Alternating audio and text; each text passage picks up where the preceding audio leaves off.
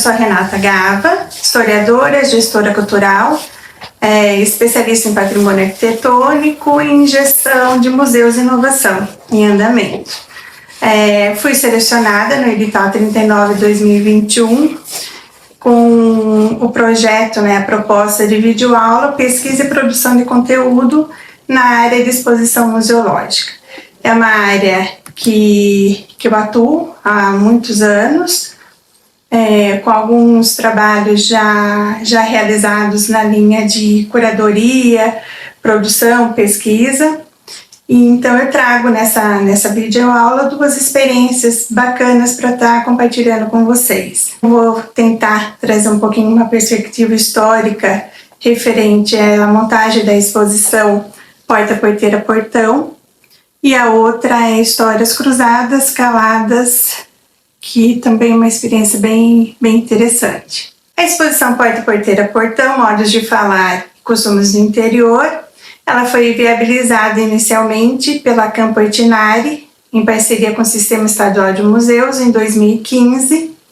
Ela circulou 3 cidades da região administrativa de Campinas. Ela começou em Piracicaba, Indaiatuba e São Pedro. Depois nós reformulamos com algumas propostas, advindas até mesmo da experiência dessa itinerância. Propusemos para o PROAC e fomos contemplados também no edital 18 de 2016, circulando em mais 6 cidades. Então, ao todo, essa exposição ela circulou 9 cidades. Eu trabalhei especificamente, além da gestão do projeto, da proponência, fiquei com a parte da pesquisa e curadoria. Ela foi projetada em painéis e nichos autoportantes, ela tinha como diferencial as placas interativas, ela trazia muito do universo como eixo principal, o caipira, a identidade, o modo de viver do caipira, principalmente da região de Piracicaba. Foi trabalhado música, literatura, religião, as festas, culinária, o folclore e principalmente o modo de falar. Isso porta, porteiro e portão, né? Como grande diferencial e importante função dessa proposta, dessa exposição, na linha curatorial, foi trabalhar o espaço museal, a instituição que recebia, porque a diferencial dessa exposição foi a instituição que recebia ela poder compor com o seu acervo. Então, é uma exposição bem flexível nessa proposta, né? A expografia ela contemplou bem essa questão.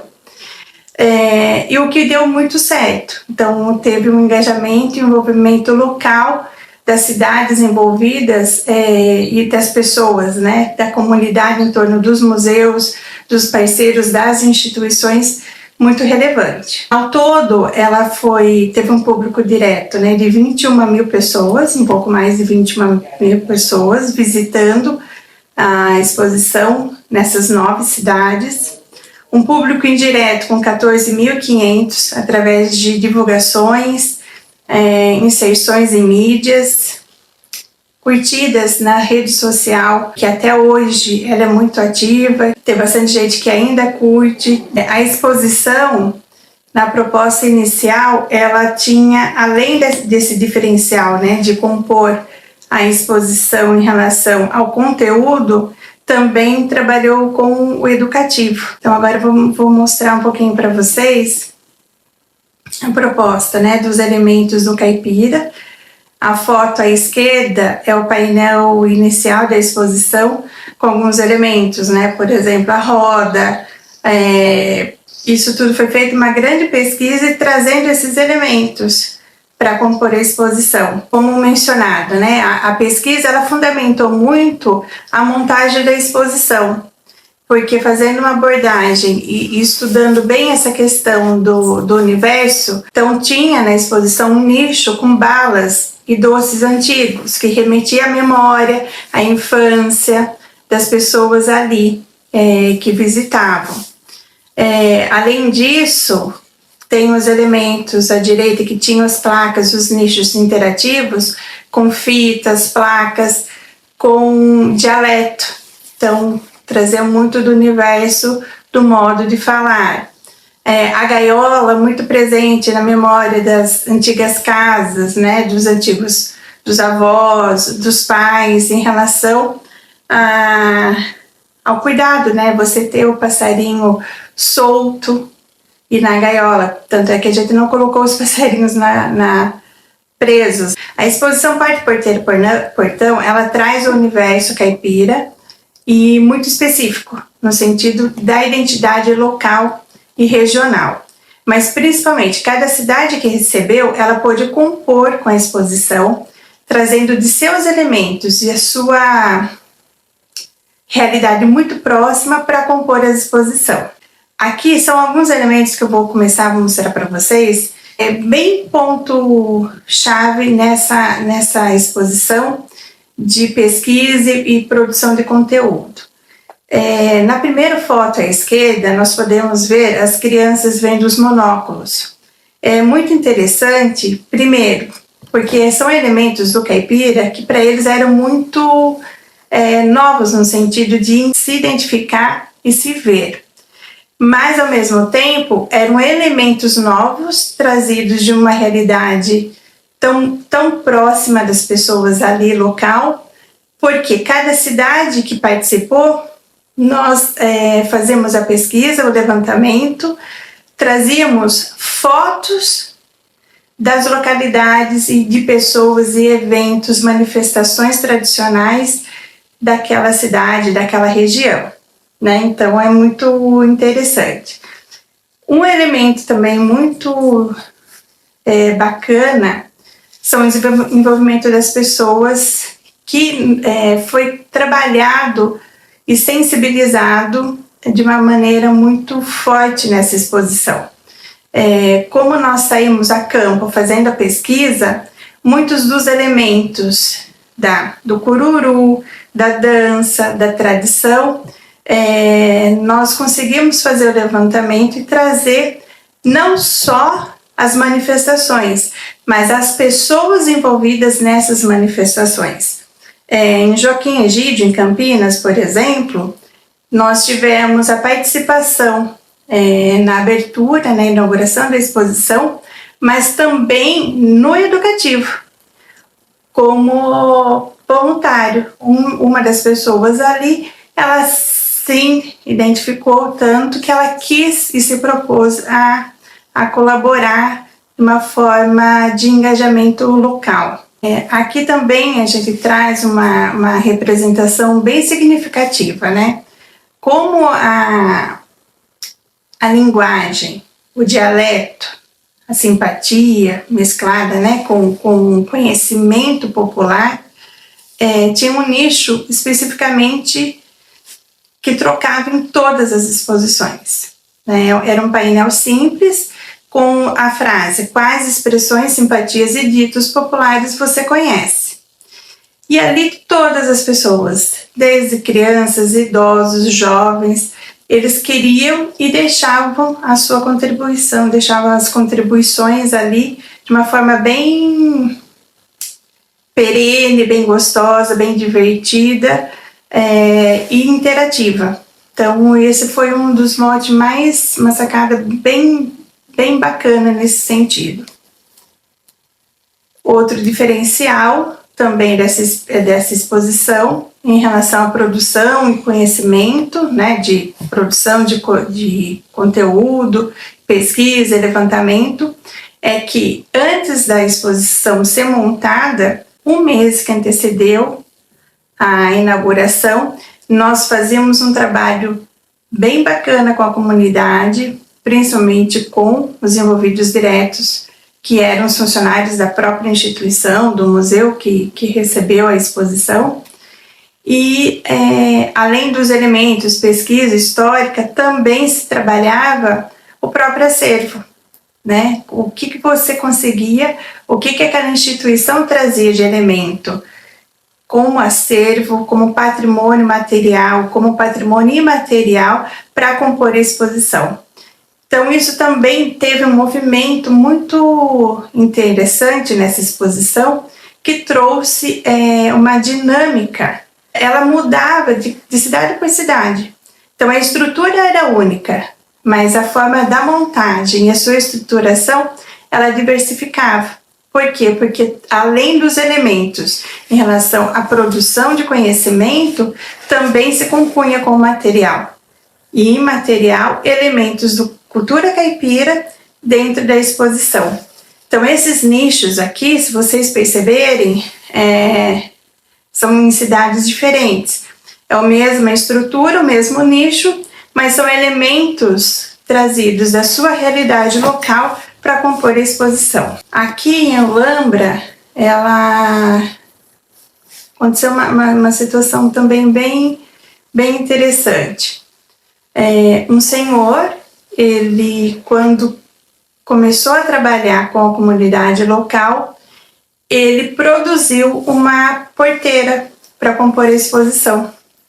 Então, teve um movimento dentro ali, com uma reunião da comunidade local e toda uma seleção feita pela comissão montada entre eles para se trazer alguns elementos para a exposição. E foi tamanha a aceitação e o envolvimento que, além dessa porteira, que era grande, que a gente acabou utilizando como objeto principal, devido ao próprio nome e à composição, tinha charrete, tinha elementos de arado, tudo que eles achavam interessante trazer como elementos próprios. Agora, uma outra experiência que eu trago para compartilhar com vocês é um projeto realizado em 2020, com edital também para o PROAC, viabilizado com o edital 13 de 2019, o projeto Acesso ao Patrimônio Cultural em Saúde Pública no Interior Paulista. É um trabalho completamente diferente da Porta Porteiro Portão. Ela teve uma pesquisa muito aprofundada no sentido de conteúdo, especificamente, mas com outro olhar, um outro cuidado no sentido de linhas de atuação dentro da curadoria, dentro da expografia e dentro do objetivo principal, né?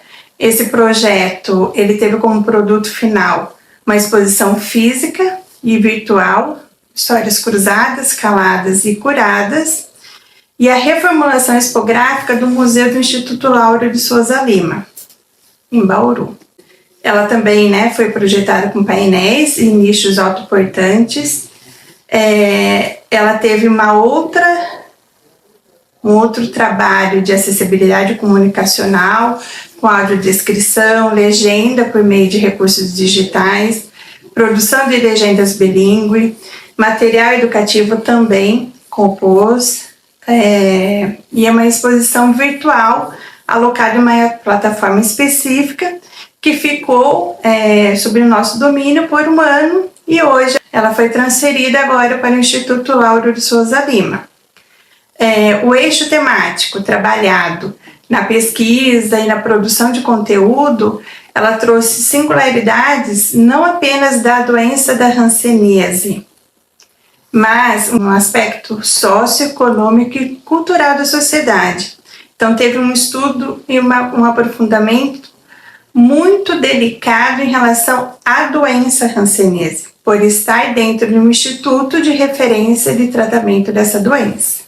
A exposição, ela retrata o contexto histórico e social da doença, o modo de tratamento, como foi um regime compulsório, a história do asilo, colônia, a Aimorés, e a vivência e o lazer como uma mini-cidade. Nós trouxemos muito desses elementos, além do enfoque sobre o Instituto do Lauro Souza Lima, como referência na área de políticas públicas sobre a hanseníase. Como fonte de produção de conteúdo, nós fizemos uso de pesquisas médicas, acadêmicas, literaturas e publicações, além de dados documentais, textos iconografias do próprio acervo do museu. O diferencial dessa exposição era o tema muito pesado, né? Nós estávamos bem na época da Covid, passando por um processo de recolha, um processo também do temor à transmissão de uma doença, que deixou muito sensível esse lado. Então, você também trabalhar uma doença secular, uma doença que era mal vista, mal aceita, tinha estigmas em relação a essa doença, como torná-la um pouco mais leve. Então, a produção de conteúdo e a pesquisa, ela se embasou em cima desses elementos e as fontes primárias e secundárias, por estar dentro de uma instituição acadêmica, uma instituição de referência na doença. Mas o mote principal foi trabalhar com as pessoas e trabalhar depoimentos dos próprios ex-internos. Então, foi trabalhado de uma forma um pouco mais leve nesse sentido, você trazer esses elementos de uma forma um pouco mais suave. Aqui eu trago os eixos que nós trabalhamos: a doença de Lázaro, a lepra, o histórico da lepra ao longo da história, a morte que precede a morte, então o histórico da lepra dentro do Brasil, o mal de Hansen, doença incurável que segrega, isola e envergonha. Isso também, gente, o que está em destaque são os eixos curatoriais, mas as frases são elementos ditos e como eram tratados em relação aos ex-pacientes, né, ex-moradores do antigo asilo Aimorés. A vida é sem choro, descobrir, aprender e viver. Da prisão, um lar. Lembra-te que o leproso é um exilado por sua causa. Esse era o lema da Liga de São Lázaro, para arrecadar fundos e ajudar no tratamento. Lugar onde não apenas tratava-se, morava-se. Então, aqui nós trabalhamos ao antigo asilo Aimorés como uma cidade, com os elementos, né?